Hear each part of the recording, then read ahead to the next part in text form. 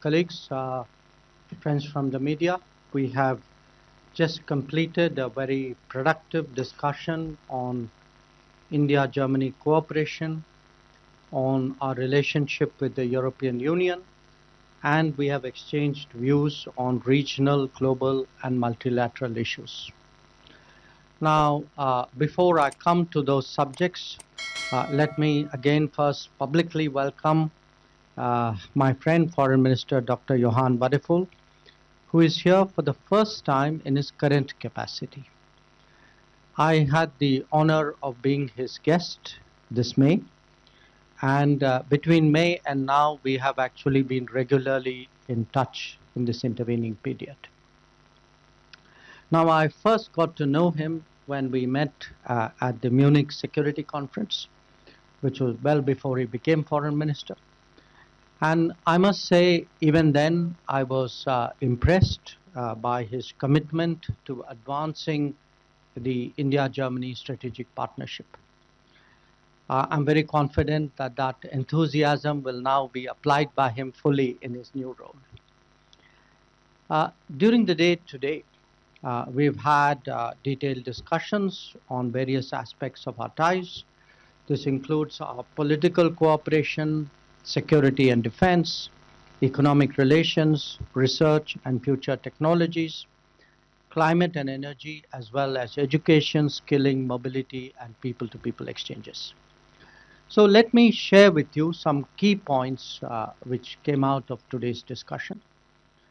One, we greatly value the understanding that Germany has shown with regard to India's fight against terrorism.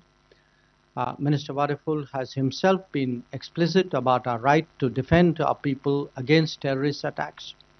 Our parliamentary delegation that visited Germany in June after Operation Sindoor was also warmly received. Two, there's been an uptick in our defense and security cooperation. Germany participated in the Tarang Shakti air exercises last year, and its ships made port calls to Goa.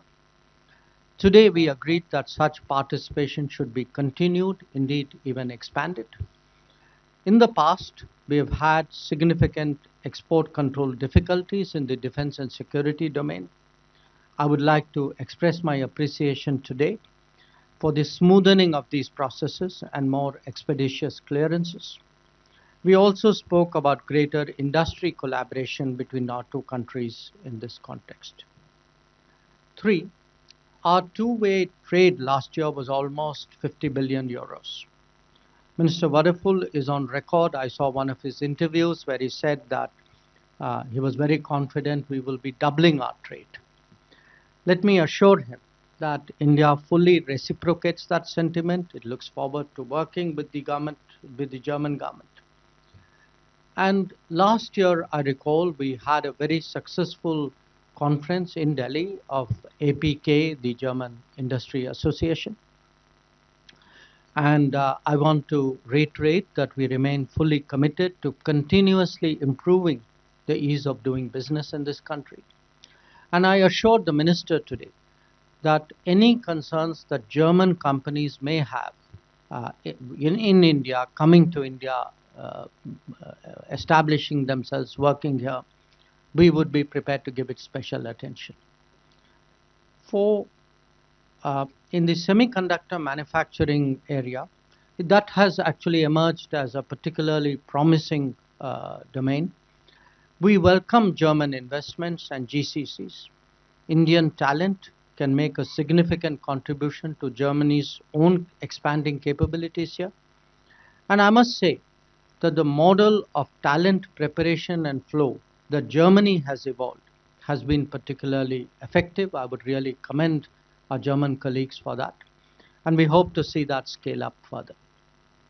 5, we have just marked 50 years of our scientific collaboration. Intensifying that and linking it to industry is the task that we have set for ourselves. Our cyber and digital dialogues are also important. Minister Wadephul visited the Indian Institute of Science in Bengaluru and also ISRO. And I'm very glad he did because I think space cooperation has a lot of potential, and we again today agreed that it should be more aggressively explored. 6, on climate and energy. We have been working for the last few years on what's called the Green and Sustainable Development Partnership. Now, some of you would be aware that projects under this have included the Nagpur Metro Rail, green energy corridors in 5 states, and the integrated water transport project in Kochi. Our discussions today also covered green hydrogen, green energy financing, and biofuels. 7, we have seen good progress in education and mobility. I believe that the largest number of foreign students in Germany are now from India.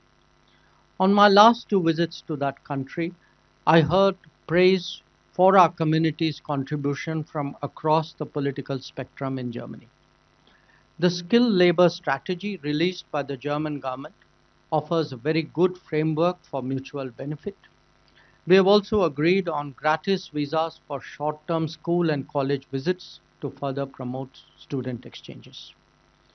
And 8, on consular issues, I should mention that I raised the issue of Ariha Shah, an Indian child who's been in foster care of German authorities for some time. I underlined to the minister that it is essential that her cultural rights are ensured and she grows up in Indian surroundings. So this matter needs to be resolved without further delay, and I think we've had some discussions today on that subject. Needless to say, we also did a review of the global situation, of regional issues, of multilateral. It included the Ukraine conflict, West Asia, Middle East, and the Indo-Pacific. These were very, very useful, and I must say I really appreciated Minister Wadephul's insights on many of these subjects.